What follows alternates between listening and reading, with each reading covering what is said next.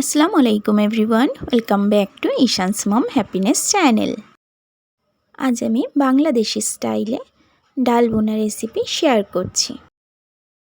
1 cup মসুর ডাল নিয়েছি, কাপে করে মেপে নিয়েছি, কারণ পানিটাও আমি মেপে দেব। খুব ভালোভাবে 3 থেকে 4 বার ধুয়ে নিয়ে এটাকে আমি একটু ভিজিয়ে রেখেছি 20 থেকে 30 মিনিটের জন্য। ওভেনের মধ্যে একটা কড়াই বসিয়ে দিয়ে কড়াইটা গরম হয়ে গেলে এখানে 2 টিস্পুন সরিষার তেল দিয়ে দিলাম, আর একটা ছোট্ট তেজপাতা, 2টো শুকনো লঙ্কাকে দিয়ে কয়েক সেকেন্ড নাড়াচাড়া করে অর্ধেকটা পেঁয়াজ, একটা পেঁয়াজ থেকে হাফ আমি ছোট্ট ছোট্ট করে কেটে এইভাবে দিয়ে দিয়েছি। খুব ভালোভাবে একটু পেঁয়াজটাকে 1 মিনিট মতো একটু ভেজে নেব। আমি খুব একটা লাল লাল করব না।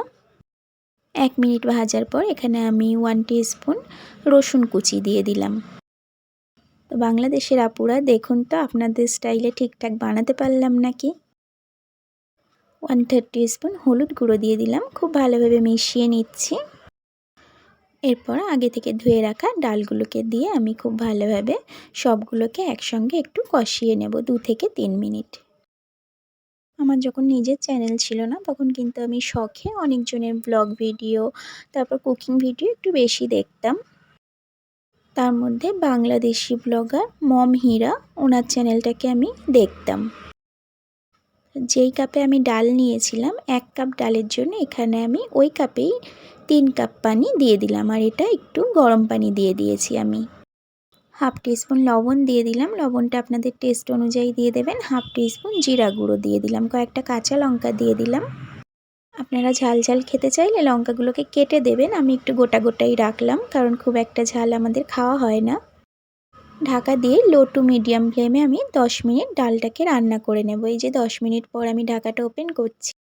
তো যেটা বলছিলাম তো বলাই হলো না, আমার বাংলাদেশি বন্ধুরা আপুরা হয়তো চিনবেন ওনাকে, মম হীরা বাংলাদেশি ব্লগার। তো উনি ওনার কুকিং চ্যানেলে এই ভিডিওটা আপলোড করেছিলেন। আমি না সেভ করে রেখেছিলাম বানাবো বলে, তো কোনো দিন ভাবিনি আমার নিজেরও একটা চ্যানেল হবে, আমি এইভাবে ভিডিও দেব। তো ঢাকাটা ওপেন করে আমি কিছুটা ধনিয়া পাতা দিয়ে একটু নাড়াচাড়া করে গ্যাসের ফ্লেমটাকে অফ করে দিয়ে এটাকে একটু সার্ভ করে নেব। তো উনি ভীষণ বড় একজন ইউটিউবার, ওনার রেসিপি ফলো করেই আজ আমি বানালাম। জানি না কেমন হয়েছে, কিন্তু খেতে কিন্তু দুর্দান্ত টেস্ট হয়েছিল।